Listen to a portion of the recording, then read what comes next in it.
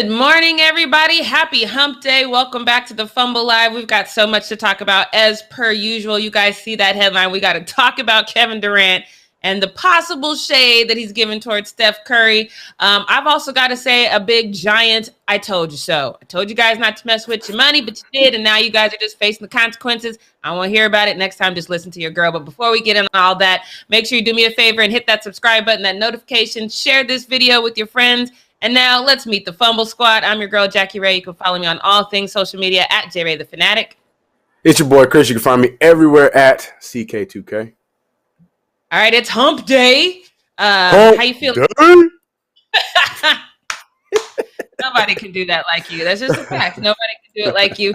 We're one day closer to that 3-day weekend, which I had to confirm this morning that we're actually going to get. It's happening. All right, cool. Right, it's happening. Cool, I'm always confused because you've got little ones in school, though. That always perplexes me. Why do they start school right before the 3-day weekend? Why don't they wait till after the 3-day weekend? Your guess is as good as mine. Two things. The school started randomly on a Wednesday, not even on a Monday. So if you're going to start school in the middle of the week, then why not wait until this week and start it on that Tuesday if you want to start in the middle of the week? I don't know. I didn't make the rules. I'm with you on that, though.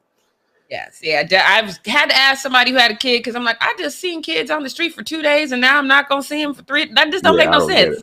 It makes none.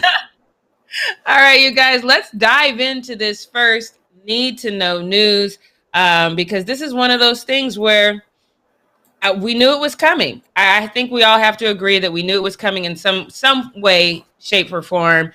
This whole Ben Simmons, Joel Embiid experiment was going to have to come to some sort of end. We probably didn't know how. We did know that Ben was ghosting the team for a while, which I still think is hilarious. But we know that last week Ben met with Sixers owner Josh Harris, president of basketball operations Daryl Morey, and general manager Elton Brand, as well as Doc Rivers. And he informed them that he no longer wants to play with the team and he's not going to show up for trainings that starts on September 28th. Now, he is still... I think he has 4 years left on his $177 million contract. That'll take him through 2025. So he's just being a little bit of a diva right now. I have a lot to say about this Ben Simmons situation, but I'm just going to keep a little bit of it because there's this funny little fact that I want to see how Chris is going to react to this really quickly, because you guys know that Joel is a soccer for us here in the States. He's a football fan. And he posted this last night right after these trade rumors came out. And he goes, any Real Madrid trade news? Now, I thought that was petty and it was shadeful, but I was here for it. So some people responded to it immediately. And they thought that he was trying to say something else. And they said Ben Simmons to Madrid. And this next user basically said this is what he really wanted to say. Any Ben Simmons trade news? Which I was like, yeah. Well, you being petty. I was like, I know this is what this is. So before I show you, okay, here's this one. Now, after everyone was like, oh, Joel this and Joel that. And then all these conversations came out about how toxic the relationship was between Ben and Joel this morning. And this was just 2 hours ago. So let me make sure you guys understand that first tweet came out last night, right after the Ben Simmons news. And this one came out this morning. He says, sources. Trust me, bro. Stop using my name to push people's agendas. I love and hate drama, which that says it all right there. Right. I love playing with Ben. Stats don't lie. He's an amazing player, and we all didn't get the job done. It's on me personally. I hope everyone is back because we know we're good enough to win. Are you sure you know that? So, Chris, I'm going to ask you about both of those. Do you think that first tweet was a little bit of shade, and now he's just trying to make it fall back a little bit? No, I don't think so. Just because I know, like you said, he is a diehard Madrid fan, and it just so happened that there was a lot of Madrid news in the last few days or so. So I don't think so. My thing is, I'm trying to make him I want to say like, yeah, man, there's drama, but I really don't think so. Joel Embiid is not. He's clever and he's very petty when it comes to that. But I think he would have done something a little bit closer. To me, it just made too much sense for it to be any Ben Simmons news.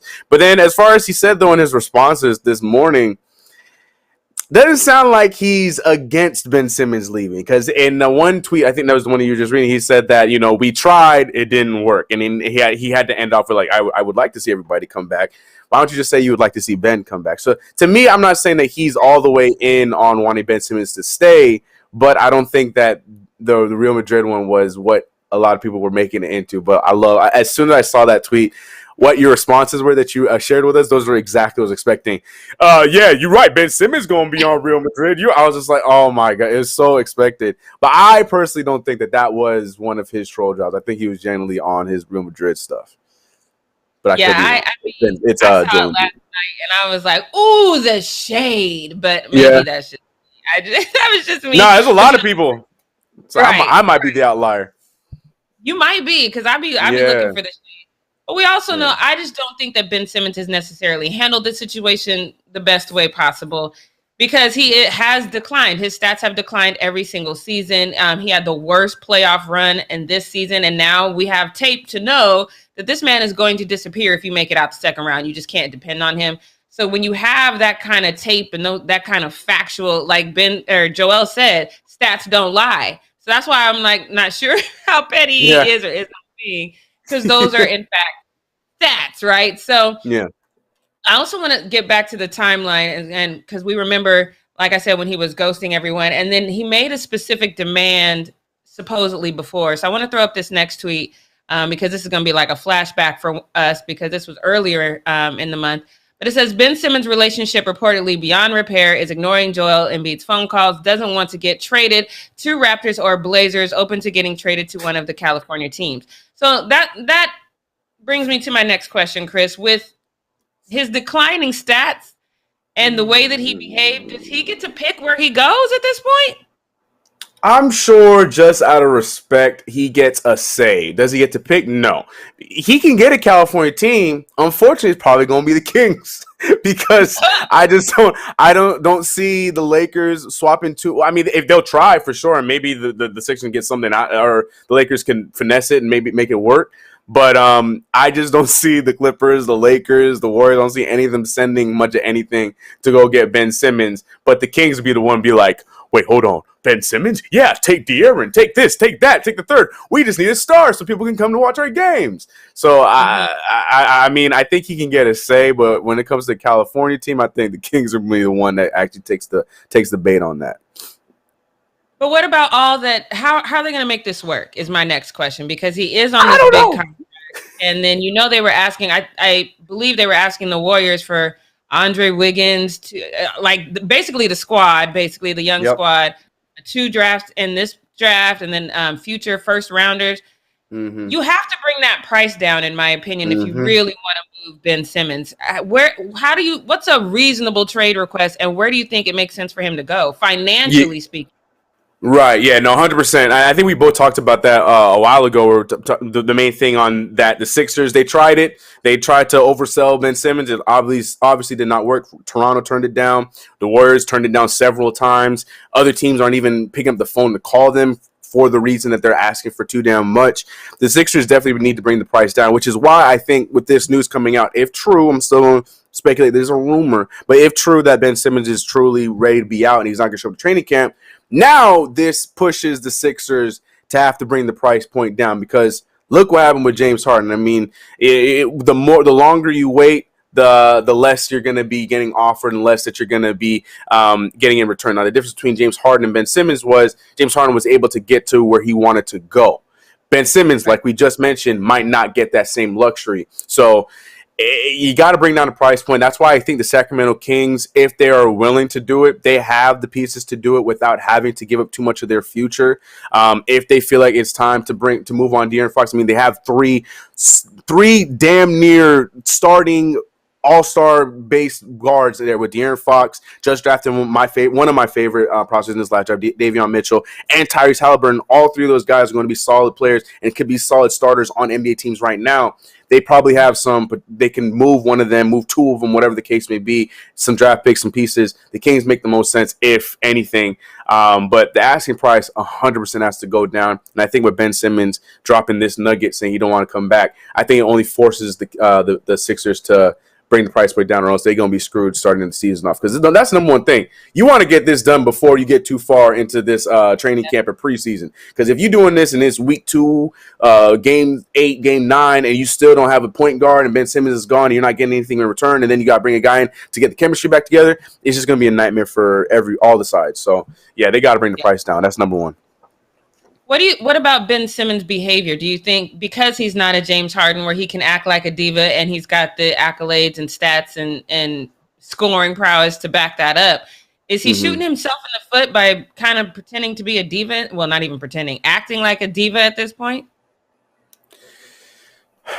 The thing is, like, and it's hard. He is being a bit of a diva, but at the same time, nah, he's being a diva. I was trying to defend. I got nothing for you, Ben Simmons. Yeah, he's 100% being a diva, and I don't think that is hurting his case at all. I think the Sixers are hurting him more than Ben Simmons is hurting himself, because all Ben Simmons is doing is saying and confirming what the Sixers are already saying without confirming that they don't want to be together. That's all Ben Simmons is doing. Obviously, yeah, he's not showing up and stuff like that. Fine, but he's saying the team he wants to go to. Fine, but he's not saying that he will not do this, he will not do that. So I think he's not hurting himself to that extent by, demanding this and demanding that. I feel like if he was being I don't know, if he was coming out saying things about the team and he was coming out being more vocal and doing a lot more stuff that he could be doing, I think then that would probably hurt his chances. But all he's been doing is he's just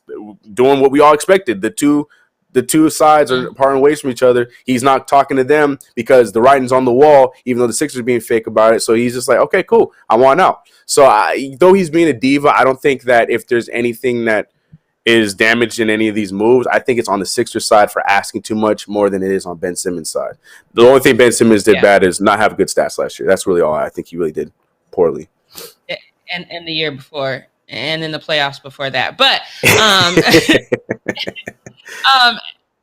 I'm probably gonna mess this up, but Analytical says Ben Simmons isn't going to add enough to team. Sacramento trading Fox makes sense, but not with much more because Sixers get way better in that trade. I agree with that. My thing is this: if Ben Simmons goes to another team and then he doesn't, because I've said that before, maybe he just needs to go somewhere else where he can get out of his head and then he can be the Ben Simmons that we think he's going to be. But if he goes to another team and he's not, and we see more of the same, then what? Then we just I'd be very surprised. Really? I'd be very surprised if he goes somewhere else and he just doesn't get better or doesn't show out. Because I firmly believe it's just because we've seen, like we talk about, you and me have said this so many times on the show in the past. Like when the two of them are separated in Joel Embiid and Ben Simmons playing alone, all of a sudden looks like an MVP caliber player. Like when it's just him running the show and spreading the ball and getting to shoot and stuff like that, he looks like an all-star MVP type kind of superstar in the league.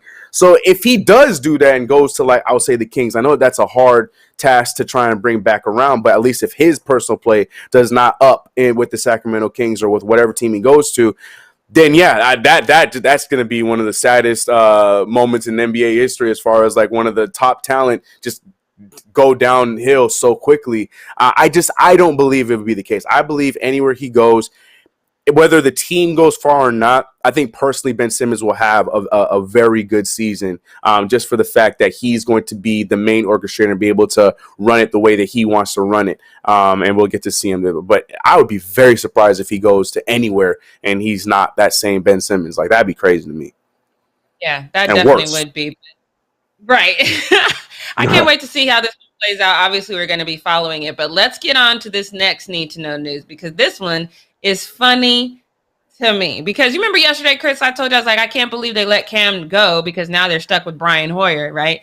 Well, they let Brian Hoyer go. So now they don't have so I'm like, what's the thought process here? So then I was like, well, let me go look at their depth chart. And then they have Jarrett Stidham, but they put him on the PUP list. And so he won't even be available until week 6.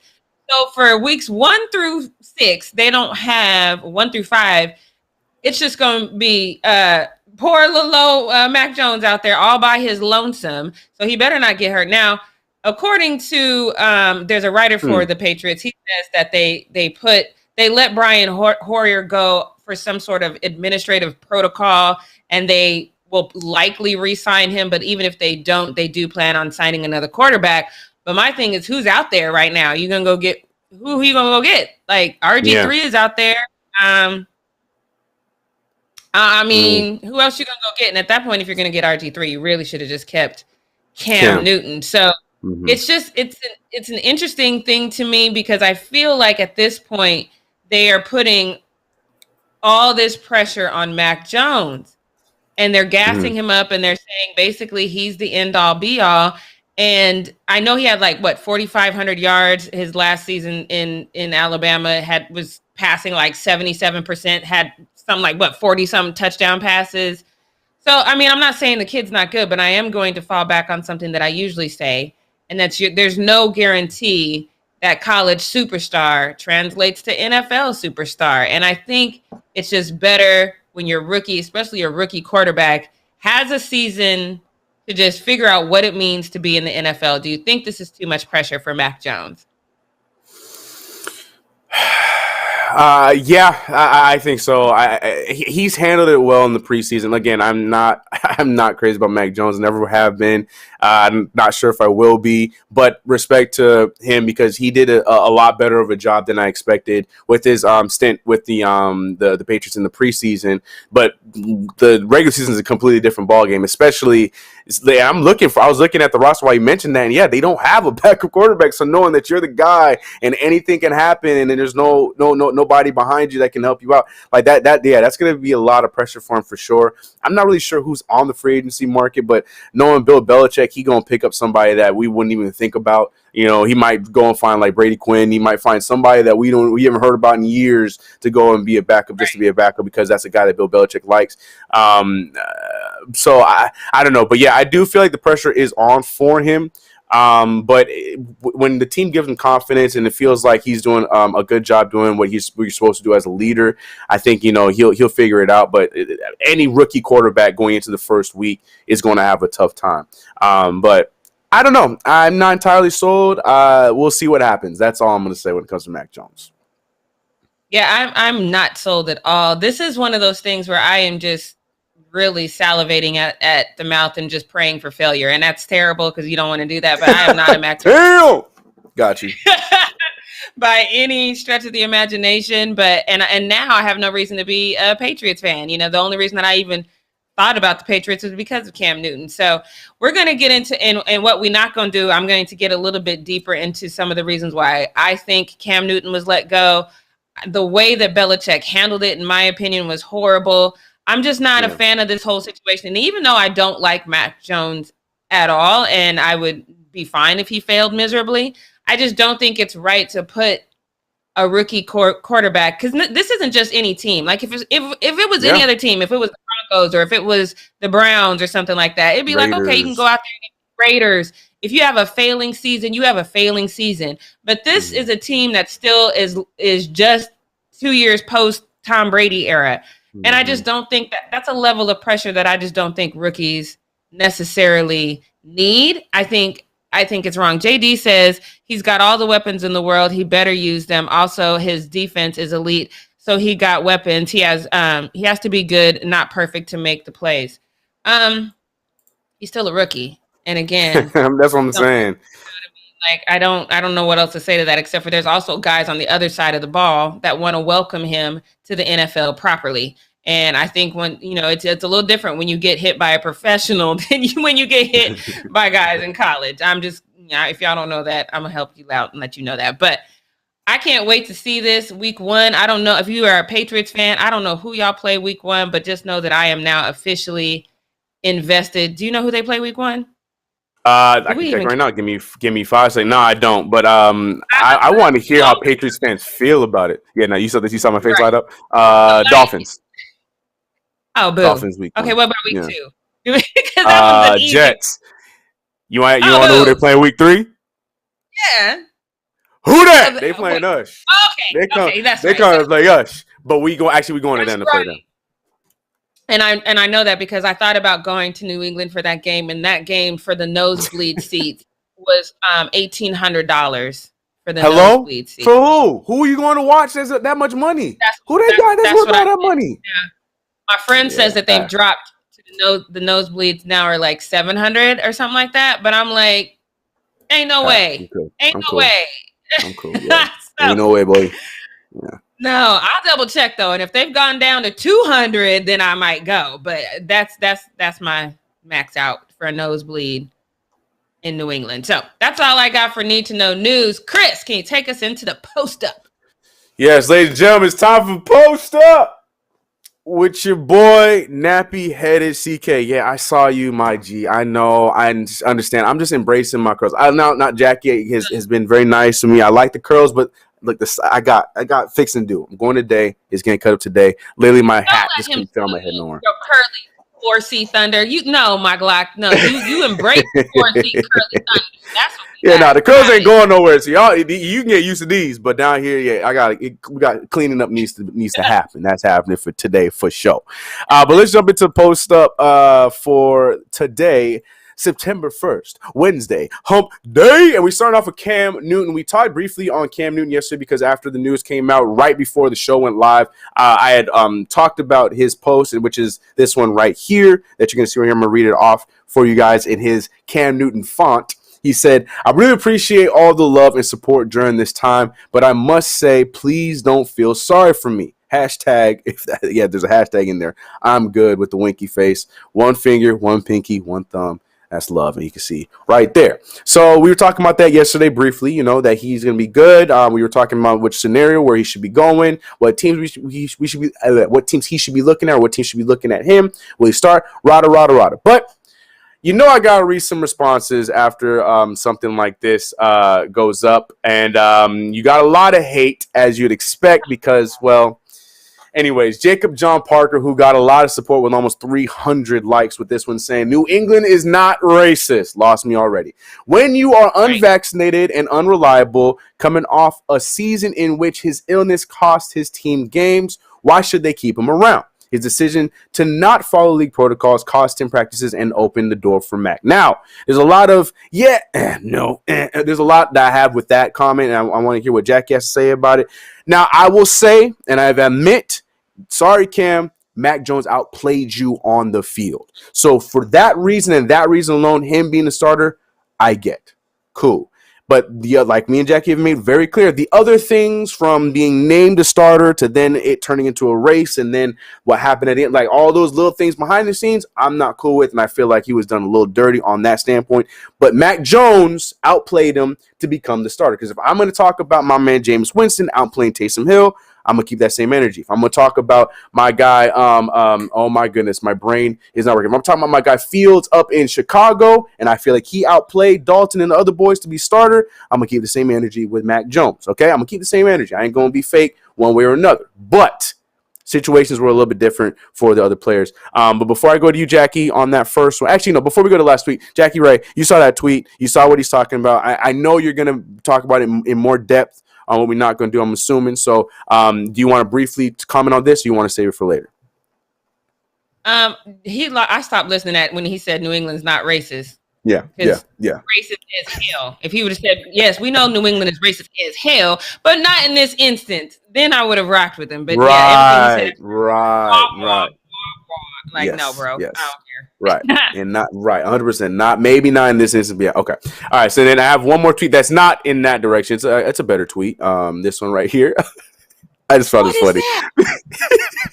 because the font he uses, people just don't understand. So this is Coach Jared Berry trying to respond to Cam Newton.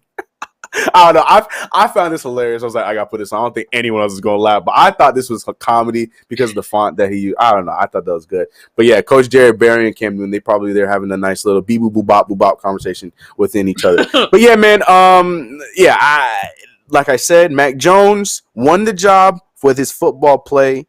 But the other stuff in between, I got a little bit of beef on, but I'll leave it at that. So, yeah, I'm not feeling bad for Cam Newton. We talked about it yesterday, chat. I don't know if you guys had some time to think about it. I'm going to look in the comments to see where you think he should go, if you guys think he's done, and I'll come back to that here on the next one. I'll come back to that one on the next one. So we'll move on to the next thing we have here on Post Up. And this one is the one that y'all came here for, and that is the shade.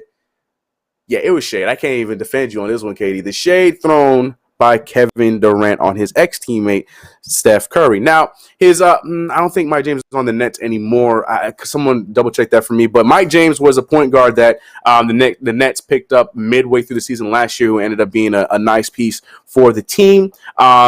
Obviously, being on the Nets, you feel a type of way being next to Kyrie Irving, and then on top of that, blah blah blah blah. So we saw this post on Twitter, but then it got reposted on IG. If I can get it up, Mike James was responding to that Mount Everest right there that had LeBron James, Michael Jordan, Kobe Bryant, and Kevin Durant on there, and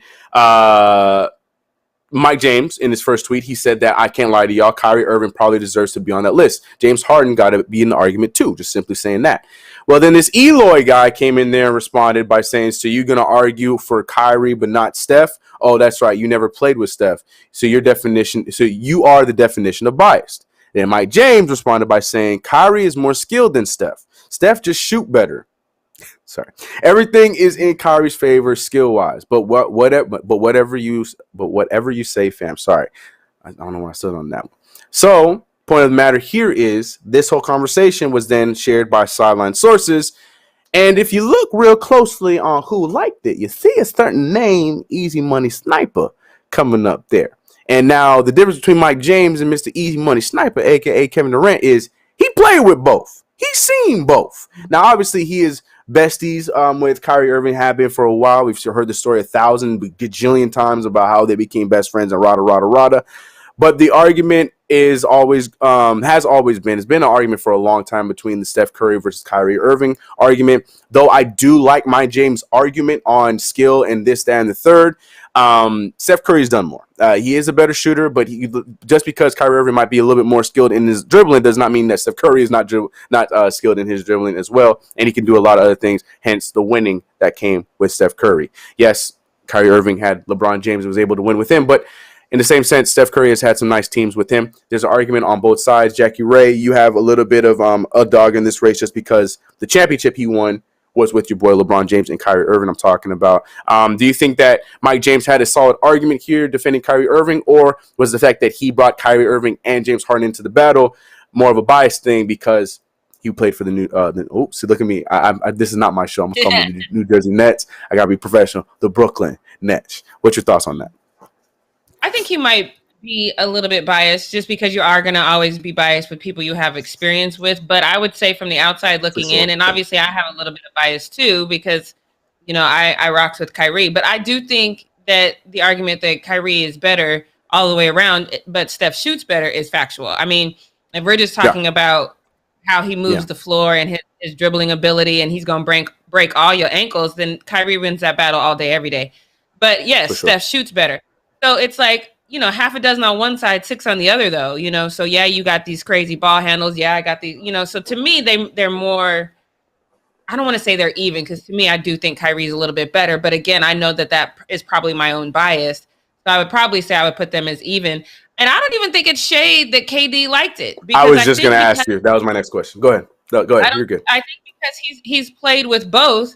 And it really boils down to what you appreciate more.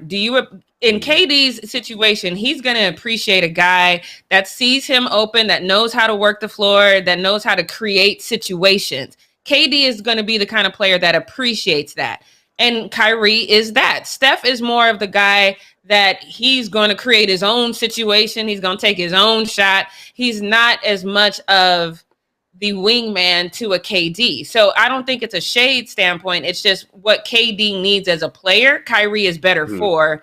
That's why he would appreciate Kyrie better. I don't think it's shade. I just think it's understanding what's better for KD, and that's why he liked it. I don't consider it shade, but I know people probably do. Yeah. I'd see it as KD just stirring the pot. I think KD knew what the hell he did. Like, especially who the post was from. Like, he had no business going on. KD knew what he was doing. I'm sure that behind, I'm with you. I don't see this as shade. I see this as KD just being KD and doing exactly what he was doing to get exactly what he wanted, which is us talking about it and other people talking about it and pointing it out. KD knows what the hell he was doing. But I definitely think that Mike James is biased. Go ahead. There is, and this just popped in my head, that conversation, the conversation that he and Draymond had about, who did not step in. There might be a side of him that feels some type of way if you're a superstar on the team and you didn't even step into that situation to try to diffuse the tension between me and Draymond. Kyrie would have done that. At least the Kyrie now, maybe not Kyrie, no, 100%. But Kyrie now would have done that. So there's probably a level of respect for him as a person that he has more for Kyrie than he does Steph. Steph isn't the guy. He didn't prove himself as a superstar in that moment, and I think KD might be hanging on to that a little bit. Oh, that's an anomaly we didn't even think about. So maybe there is some truth to this. I'm still leaning on the troll, but maybe, I think that's a very good argument for sure. Before we move on real quick, I want to hear what you guys had to say about Cam Newton. I want to see some teams, and we got a few of them. Kevin saying that he could be a Raiders backup. We talked about that yesterday. We're not sure how Gruden would mesh with Cam Newton. I mean, on paper and in Madden, that'd be great. I just don't know how Gruden and Cam would actually do for real in real life. I like this one by M. Holy King. He said Cam can come to the Jets. I do like that. He's going to be a backup because Zach Wilson looks like he's going to be nice. But those are the two main ones that we saw there. And I like that. I just don't know about the Raiders. But the Jets one's cool. I'm cool with that one. Still sticking to looking at Houston, even though I like Tyrod Taylor. Anyways, moving on to the next one. We have a kid that's out here swagging on his first day of school, and Damian Lillard approves. My man Diego, my man said Diego D1. He got all those numbers in there. I'm sure there's a meaning to it, but he said first day of school drip at Damian Lillard. Rate the drip. My man came in there. First of all, he got the J's. He got the Adidas. He got the Adidas track pants because Damian Lillard Adidas, and then he got the Damian Lillard jersey on. I see you. Looks, it's a nice little drip. Damian Lillard, though, you think it's just a regular post and he wasn't going to see it. Oh, he saw it, and he rated it an 11 out of 10. Damian Lillard, I appreciate the love. I appreciate that you giving the kids some love. Obviously, checking that probably made his day for sure. Showing all his homies, showing all his friends, like Damian Lillard, love my outfit. And if I don't know, I just feel like that's a really cool moment. I'm always a fan of these players giving back to the kids in like the smallest ways. Something like this. I love that. Like something so all he did was he asked the question, he rated it, and moved on. I love when they respond to stuff like that. So shout out to Dame. I'm cool with that. Wait, what color was his shoes? Can we put them? They were that was the one. Yeah, I'm glad you pointed this out. That was the one negative. Yeah, he got the wrong J's on. So I'm gonna give it a solid 9. Yeah, see, that's the thing. And if you're gonna commit to the Adidas, that's the problem now. Because I know what you're doing because of Dame. You have to either put on some Damian Lillard shoes. I don't know if you had any because if you're gonna stick to these, you gotta go all Adidas all the way. Or if you can wear the J's, wear the right color J's. I'm with you on that. But Diego, though, man, you shot your shot and you got it, bro. I respect it, man. Go ahead. But yeah, I'm with Jack. I'm going to give it a 9. Moving on to the next one. We got Jayson Tatum. Now, I love playing the conspiracy game.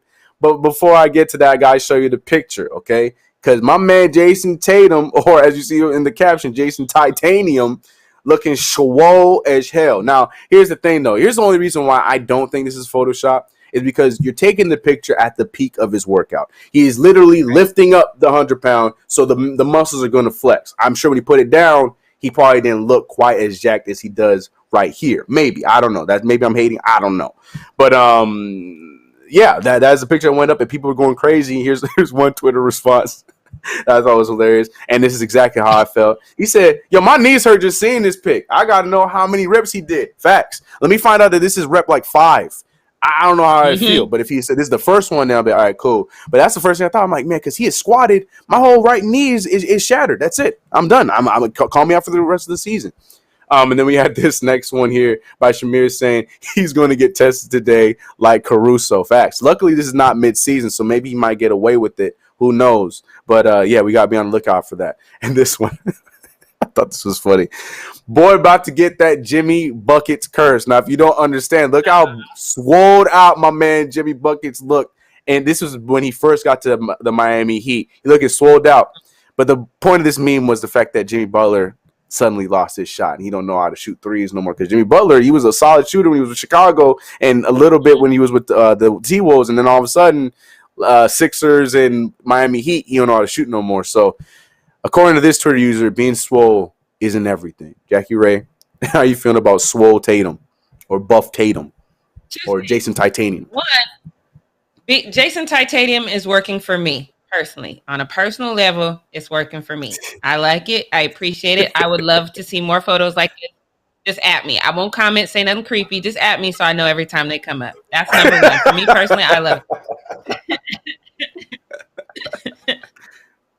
But number two, I will say that Jimmy Butler curse is a thing. And I'm not even trying to be funny. I used to date this guy who was super thin, and then he just went on this whole thing of getting like super buff. And he got to the point where he was like yoked. It creates an oddness because all of a sudden your arms don't go all the way down to your side. So there's like you have to account for the biceps to like just function. And when it swipes against your body, it triggers your mind to move a little weird. So maybe getting that buff isn't the thing. Just, you don't want to be Thanos buff. You just want to be like Captain America buff, I think. Right. You don't go full. Yeah, I feel you. Don't go full Hulk or Thanos. I feel you on that.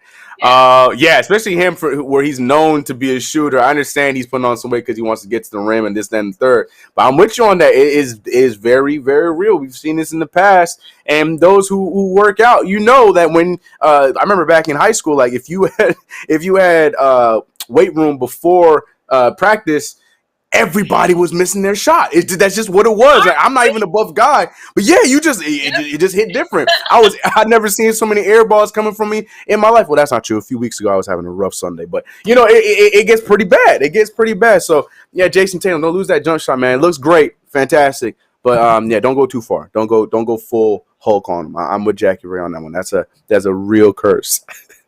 I thought he was gonna make a joke on KD. I saw KD and I was like, oh god, because he does the opposite. He don't work out at all. But moving on from Photoshop, Jayson Tatum. I don't think that's Photoshop. I think it was real. This one right here I found interesting. I love this, and I'm glad that we're talking about this one. Now you guys know, or maybe you don't know. I don't know. My favorite point guard of all time is Gilbert Arenas. Before the no chill Gil persona that he's taken on. I've loved Gilbert Arenas from way back when because his game, his shooting, his confidence, it was my favorite. It was one of my favorites. Tracy McGrady is my favorite basketball player of all time, and then Gilbert Arenas was my favorite point guard of all time. It's between him and Chauncey Billups. Sometimes I go back and forth, but regardless, Gilbert Arenas is one of my favorites on the court and off the court, and right now he is sharing another gem. The man has so many gems that he could probably go and buy a whole ass mansion that he don't even need to ever live in because he got so many gems in his post NBA career. And there's another one because we know the conversation about Chris Paul and the whole veto trade to the Lakers thing. And there's so many conspiracies, so many rumors. The one that I was leaning towards was the fact that because David Stern was a owner of the Hornets at the time, he was the one that vetoed it for the team. But there's a whole other conspiracy that came out from Gilbert Arenas that seems to have some legs. Now, I'm going to read out a little bit what you're about to watch on this video, what Gilbert Arenas is trying to argue. Gilbert Arenas is saying that the NBA vetoed the CP3 Lakers deal because LA would have had Kobe, Dwight, and CP3 and would have had $24 to $30 million in cap space. And according to Gilbert, that could have destroyed the league. But don't listen to me. I'll let him explain it himself. Here's a video. So Orlando, they're trying to figure out if they were going to throw me in the deal and force Lakers. If you want Dwight, you're going to have to take Gilbert's contract too. Right? Oh, you was going to come to the Lakers too? Then I was probably going to get amnestied. Oh, okay. So okay. Then, right. Because I'll tell you one day what me and Cove said on the phone when we was talking about that. Because Dwight was for sure probably about to come with us too. Yeah, so basically after all y'all, the super team got together, y'all had too much money left over. That was the reason it got nicked. So Dan Fagan hit Mark Cuban and did the numbers. And it would have like destroyed the league for at least 10 years. What, if the trade would have happened? So if you went, Dwight went, you guys had about $24 to $30 million left in cap space. So at that time, you're talking about the starting price about 12, 13 million on the max contract. Mm-hmm. So you got 3 max players right there with you can go get 2 more max players. Yeah. Yeah, isn't that insane? And you gotta remember the monies was different at that time. Dwight Howard, remember, Dwight Howard was, which he was eventually moved over there. He was on one more year, which ended up turning him into a free agent and going to Houston. So his contract was not crazy. Chris Paul was pretty hefty along with Kobe Bryant, but then that was it. They didn't really have much else going on. And Gil was also talking about they would have included Andrew Bynum in the deal for Dwight Howard. So his contract would have been off the books. So, yeah, they didn't have much money to be paid for anybody else. It would have just been those three. And Dwight Howard's deal wasn't as crazy yet. Chris Paul was like $25 to $30 million left. And this is a different era. So like he mentioned, you could have brought three other dudes on there for a different kind. It's a different time. Remember, the main thing people have to remember, this is a different era. So you're looking at that like, yo, what? That's like one player. What are you talking about? That's not a lot. At that time, that's about, that's like Gil just said, that's about two, maybe three other all-star level players that you can add onto this team, and then pull 2021 Los Angeles Lakers and then just easily pick all these other dudes for cheap deals. So what do you think about that, if that's the truth? I mean, as soon as he said Mark Cuban, I was like, oh, yeah, that's the one thing. Mark Cuban is that he's my business idol, because that man will run the numbers and be like, nope. Because I don't know about the 10 years. I don't know about destroying the league for 10 years, but it would have been a good little while, because all of a sudden you set this precedence of, you have to figure things out. I was not at the point in my life where I even looked at cap space, to be honest. Same. I don't think I understood it. Right. So even if somebody said it to me, it wouldn't have resonated to me then the way that it does now. But that's insane. You would have had literally a whole squad, like your whole bench could have been you super team. This would have been insane. And I can see Mark Cuban, because I remember when this happened in my head, it was just, oh, y'all some haters, blah blah blah, and you just let it go. I didn't think anything other than that. For now to understand that Mark Cuban was like, oh, absolutely not. We are not going to set this precedent, because we already know how that sets a precedent. I mean, Kevin Garnett, he broke the NBA at one point. We're not breaking the NBA again. So this is insane. I still don't mathematically, I guess, because like you said, contracts were different then. And maybe I'm just thinking about contracts now. But like mathematically speaking, I don't see how that's possible. That seems impossible. Was it 2010 or 2009? I can't remember. I think it was 2010. Okay. I'm trying to find his contract real quick so I can... season that this was going to happen. And yep, there correct? It is. Yeah. So he was only making 15 mil.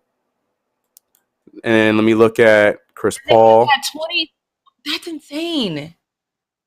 Chris Paul. I also remember it's the Lakers. Yeah, I have to do. Yeah, Chris. Yeah. See, at that time, Chris Paul was getting around 15. Wow. So okay, and so the numbers Kobe have Bryant. definitely changed. Yeah, 100. Yeah, that's the thing. The numbers then are not what they are now. Yeah, Kobe was making the brunt of the money, as you'd expect on that one. But that to me it makes sense, because Lakers at that time, they weren't on crazy contracts except for Andrew Bynum, who was one of the ones that had the bigger contract of anybody. Actually, I don't think he had it then. Now that I'm thinking about it, because he didn't get the extension till later. Yeah. So I mean, look, that's crazy. Yeah, and think about it. If you're able to get these, go ahead. No, go ahead. Now all we hear about is like they have to get rid of people to free up some cap space. That is always the conversation with just about every team every season. And you're telling me in 2010 we had a whole bunch of money and the league was like, no, y'all can't use it.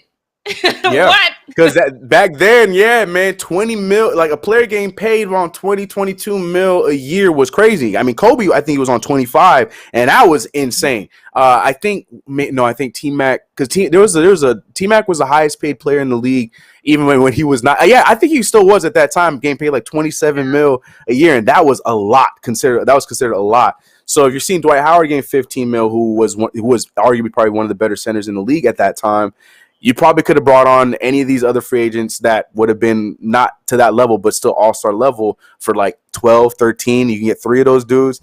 So it makes sense. I just never, like you said, at that time, I'm not thinking about contracts. I thought it was David Stern owned because the Hornets were owned by the league, a.k.a. David Stern. Yep. So my brain was just like, oh, David Stern is trying to do what's best for the league, and he's keeping on the Hornets. Blah, blah, blah, blah. But this is a whole different aspect that I'm looking at. I'm gonna look into it more after this, because to me that's crazy and it makes sense. Yeah, I mean, like I said, second he said Mark Cuban, I was like, oh yeah, there's some numbers involved. I gotta go look this up because this is fascinating to me. Yeah, it's crazy, right? Yeah, I'm doing the same thing. After this, I'm looking into a lot more to see what the exact contracts were. But yeah, man. So I'm looking at the chat to see what. They're going in about your boy LeBron because they're like, yeah. I ain't gonna give it a time. Lawrence conversations when he ain't even in the conversation. Y'all just let LeBron live in your head rent free, and I think it's beautiful. That's what kings do. Go ahead, Chris. And that's what I'm saying. And y'all missing the point. Two different eras. Like I said, but LeBron's able to get whoever he wants. Yes. Right. But the thing is now the cap space ain't the same. So the teams are going to take a lot more of a hit. But also, like, I don't care what y'all say. What the Lakers are doing right now is a finesse job that you have never seen before. And I am not hating on it. Like, they're still putting the team together. I don't know. I don't know. And I'm not a Laker fan. I still got props to him. Anyways, but that's crazy. So I'm gonna look. Yeah, we're gonna look into that more. Something I'm not gonna look into, Jackie Ray. This next one, I ain't even gonna take that much time on this next one because it's disgusting. Y'all people that pay too much money for stuff like this, disgusting. It's disgusting. I don't care if you're my favorite basketball. I don't care. I ain't paying this much amount of money for a pair of draws. I ain't doing it. Michael Jordan's heavily used. Heavily used, meaning somebody, quote, said that. It's in quotes. Someone said heavily used boxer shorts on sale for at least $500, meaning that they could sell for more than that. It's at least $500. And there's some wackadoodle out there that's going to spend more than that. And I don't hope anything. I'm not thinking anything of it. And you know what? These are my responses. No words, just GIFs. Look at this one right here. My boy, my favorite coach and Knicks coach of all time, Mike Woodson. That's how I feel. You are out of your mind. Like, I'm like, what you mean? And in this one right here is also how I feel. Why? So I saw this. I don't know what. I'm not commenting anymore on this. Jackie Ray, you paying $500 for LeBron James worn underwear? Hell no. And you know how I am about LeBron. Just making sure. I'm just making sure. Sir. All right. I'm just making sure. I would feel some type of way if LeBron was like, you know what? I had a good workout. Let me put these sweaty drawers on. For these days for sale. Who is that? That's nasty. Oh, man. And just for $500 too, like, yo, I mean, for them, for them, like that, to only get $500, like that's just disgusting, bro. Who grabbed the draws? That's right. The only question I have. Who was like, we don't see him grab these draws though. And who's authenticating it too? Like, who's making sure that, like, what do you do? Like, yep. That's Michael Jordan's. Yep, there. Trust me on this one. Authenticated. Signed. That's real. Like, what do you do? Oh no, that's disgusting, bro. I'm cool on that. Oh my goodness, chat going on something else. So I'm gonna let y'all live on that. And last but not least, I have a few videos so I can send it over to you on what we're not gonna do. We're continuing the story of Bishop Sycamore and how much ESPN did not do their research when it comes to this. Now, I was supposed to just show you one video, but I went down the rabbit hole and I picked up two other ones that I needed to show you guys because I just couldn't believe what was happening. So shout out to my man. I don't remember your name, but he posted video clips from that entire game, like of the key moments. It was a long thread. The man is a saint. And I just went through a lot of those, and I had to pick a few of them. But I want to start with this one right here, where he. I'm sorry. I'm trying not to laugh. Hold it in. Keep it together. So basically, neither ESPN or Bishop Sycamore knew where their starting quarterback was committing to for his college because, well, it was fake. But listen to the conversation between with ESPN right now. This is hilarious. Harris is their quarterback, a 6'6" lefty transferred from California. According to our database, he has an offer from Nevada. According to the school, he has an offer from Louisiana Monroe and No one knows. The school's telling you one thing, but you got on your database another thing. That's how you knew it was gonna be long, because that was when he first came on the field. That's how you knew it was gonna be a long night. You want to know how else you knew it was gonna be a long night? On that same drive, guess who didn't go off the field on fourth down? And no, he wasn't going for it. he was punting it because the quarterback was the punter as well. Here's the video. Let's see if this is a punt or they go for it. We were told that Trillian Harris will do the punting. He's the quarterback as well. And the kick is blocked out of the end zone. That's a safety. And then this is the one. This is the one that I was meant to get on and show you right here. There's so many other gems, but I want to get tired of Jackie because we need to hear what we're not going to do. But it was so bad that this player, I don't even know if it was confirmed, but we were seeing the comments and chat saying that it was an ACL tear. But this poor dude suffered a very scary injury, and no one knew who he was. Here's the clip. Now, the injured player for Bishop Sycamore is number 54. We do not have a 54 on the roster we were given. Like, I don't understand. There was pictures of IMG Academy's medical staff helping out Bishop Sycamore on certain situations. There were so many other plays. There was probably one or two good plays that went in their favor. The starting quarterback, the same kid that we were just talking about, who was the punter, he eventually went out with the injury. So then the wide receiver had to then go be the quarterback, and then the punter as well. It was a nightmare. I implore you guys, go and look into this one fully if you haven't already, after what we said yesterday, after the video that we dropped yesterday, and after talking about it again today. Look into this one. I thought this was comedy. But without further ado, yeah. That injured player. So I saw the injured player one, and then I went because I didn't know who he was either. So I was trying to find out, and I don't know if this is true but there was had to be about 20 people that called this kid's name. I should have screenshotted it and sent it to you, but they called this guy's name, said that he's actually the son or the godson of the coach, and he's 30.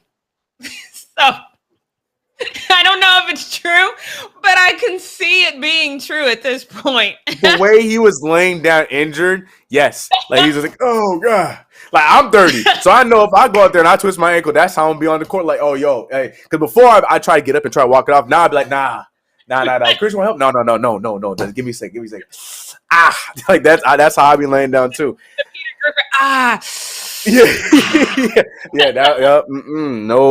Oh, no, man. Jackie Ray, other than this, can you tell these people what else we not gonna do? Yes, let's get into what we not gonna do, aka I told you so. Listen to your girl when I be dropping gems like Chris says. Y'all, if y'all would pay attention, your life would be better. I'm telling you. So let's get into this one because you guys know, again, we talked about this at the top of the show. We touched on it a little bit in post up. Cam Newton's no longer with the team. I said before, and I'm going to say it again, I feel like he was set up, but let me just kind of go through this step by step, because I told y'all at the top of this last week before that, how I feel about the vaccine is one thing. How I feel about my bank account is another. They shall not meet. I am not going to let my opinion about the vaccine affect my bank account. And if you play in the NFL, you should do the same. You should read the writing on the wall. It's not even really writing. The NFL has basically said, we're going to make it hell for you if you're not vaccinated. So now we move forward, and the only person that's getting it right is the Bruce rules with Tampa Bay. And he don't care if you're vaccinated or not. You're doing the right rules. And that's to protect the players. Most teams are not doing that. So then when I saw this tweet about your boy Urban Myers, I was like, yep, he's the only one that said it out loud. But I believe that this is happening across the league. So it says Jaguars head coach Urban Myers said his team considers players' vaccination status in today's final cuts. Right. Again, and I know that there's a lot of people that are have a strong opinion against the vaccine. I am not mad at you for having that. But what I'm saying is when you're talking about a business, and even if Urban has the same opinions about the vaccine that you do, which is very well possible, he knows that if a player comes in contact with somebody who tested positive, even if they test negative, they have to go through certain protocols that's going to keep them out the game. If they test positive and then suddenly test negative or whatever, it doesn't matter because they're not vaccinated. They would still have to stay out of the game for a certain amount of time. So that becomes a business decision. So let me just, so you guys know the rules. Unvaccinated players who test positive will miss at least 10 days before undergoing a 3-day return to play protocol. Vaccinated players can return before the 10-day period if they receive 2 negative tests. So just that alone, if you're knowing you're going to be out of the game. Cam missed some time last season because he tested positive. So it becomes this understanding of we don't want our players to miss time because of COVID, period. That becomes the bottom line. So you also remember Cam had to miss time to go to a team-approved medical appointment. In my opinion, this was the setup because he did everything he was supposed to do, but apparently there was a misunderstanding that caused him to miss time practicing with the team, and that basically ushered in Mac Jones. So Doug Key said this about Cam's release. So let me show you this tweet. He says, a couple of factors in play with releasing Cam Newton rather than keeping him on as Patriots backup. His command of the locker room and his vaccination status. Neither make him an ideal choice as a backup behind a rookie QB. So there's a couple of problems I have with this tweet in particular. Number one, his command of the locker room. That, in my mind, should never be a bad thing when you're talking about a veteran quarterback possibly backing up a rookie. Because the rookie ain't got it. I'm going to tell you right now, the rookie is not going to have command of that locker room off top. Because if those guys have been doing it for a while, they're going to relate better to a guy who has been doing it for a while as well. Having command of the locker room is an asset. Unless for some reason you're in New England. Y'all take that like I meant it. Then that becomes a problem. So let me show you this next one from Adam Beasley. Adam Beasley kind of alluded to the same thing. He said there wasn't just one reason that Cam Newton is gone. It was a combination of at least three. I'm told Mac Jones' emergence, Newton's vaccine status, which caused a bit of a stir behind the scene, and Cam's uninspiring performance in this summer. So when he says it caused a stir behind the scene, now I'm starting to feel not only is Cam unvaccinated, he has a certain command of the locker room that's empowering other people to also be unvaccinated. Therein lies the problem for me. And I'm just speculating. But again, a veteran player having command of the locker room and you've got this rookie here, not a bad thing, unless he's commanding it in a way that is not necessarily the way that you want to move, i.e. you want your players to be vaccinated. So I totally believe that it did come down to that setup. And I, in my heart of hearts, it's New England we're talking about. I, in my heart of hearts, still believe that was a setup, that they knew that there was going to be a misunderstanding and they just wanted to give Mac Jones more reps. I think they could have went about it a little bit more professionally, but I do believe, in fact, that it was a setup. So Bill Belichick, he met with media this morning. And of course, he was asked that very question.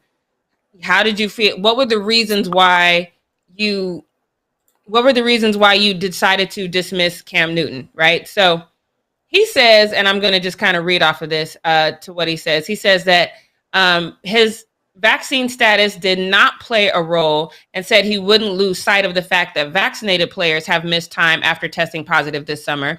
Bill Belichick also said he didn't know if Cam Newton missing that time helped push Mac Jones to the number one spot on the depth chart, but it couldn't have helped his status of getting the start for this season. So I'm still a little perplexed as to why Bill Belichick just won't tell the truth. To me, it's a very obvious thing. It's almost blatantly obvious, and I'm not even mad at it. I'm not mad if you feel like we want our players to be vaccinated, and this is why. It's a business decision. Again, my personal feelings on the vaccine aside, it's a business decision. I just feel like at this point you need to understand the environment. Whether you think the vaccine helps you avoid COVID or not, this is their business decision. And it's not even about you avoiding the COVID per se. It's about if you get COVID and then all of a sudden you do have a strong immune system and you can overcome it quickly and you get 2 back-to-back negative tests, you can come back quickly. If you're unvaccinated, the time that you're gone from my team is longer. And if you are in a key position, that's a problem for me. So I think ultimately, whether Bill Belichick says it or not, it did come down to his vaccination status. So I'm going to say this again. What we not going to do is let our opinion about the vaccine impact our career and our money. This isn't, and we're not going to be so vocal about it in the locker room that we're having other guys go, you know what? Yeah, I really don't want to get vaccinated. And if Cam's not vaccinated, I'm not getting vaccinated either. You create this whole wealth of problems, in my opinion. I love Cam. but I think he should have bit the bullet on this one. And I think had he done that, he would still be the backup in New England. Chris, what do you think? I was surprised. I thought you were still gonna try to find something for Cam, but no, I agree with you on that one for sure.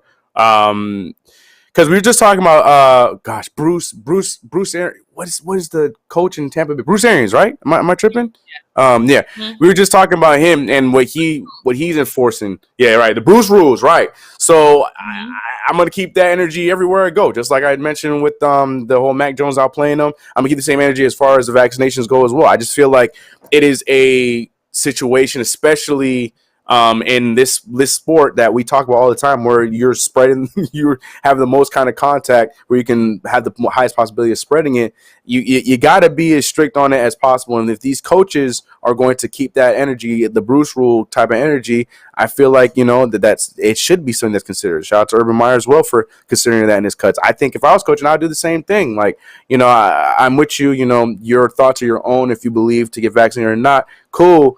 But just understand you might lose your job because of it, because I'm trying to keep the betterment of my players and what we can do this season as a whole. So I gotta do what I gotta do. You gotta keep your beliefs in free agency, unfortunately, because it's just we're trying to keep this thing under control. So I agree with you completely. Again, I will never back down on the fact that I feel like this could have been done differently. Maybe it could have been expressed to him a little bit more clearly. I don't know.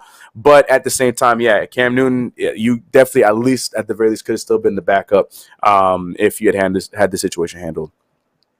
Yeah, I mean, and I waited a very long time to get vaccinated, and it had nothing to do.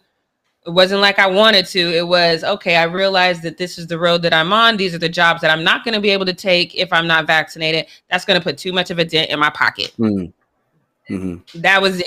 There wasn't no profound, I have the good of the world. No, it was the good of my bank account. And I don't even make the kind of money these guys make. So it should be an easy thing to me. I wish I had a cool of an answer. I was just lazy. But I got it. We on shot one. We shot two on the way in a few weeks. But yeah, that's all it was for me. Yep. All right, you guys. That's all we have for our show today. We went a little bit over, which is great because we got done a little bit early yesterday. We are one step closer to that 3-day weekend, so make sure you are here tomorrow morning at 9 a.m. Pacific Standard Time. Share this with your friends. Bring more friends into the live, and we will see you tomorrow morning. You guys be safe. Bye. And leave Chris's hair alone. I like his hair. His hair is great. Nah, it's going to be cut tomorrow. You'll see it. You'll see it. Great. It's great. Great.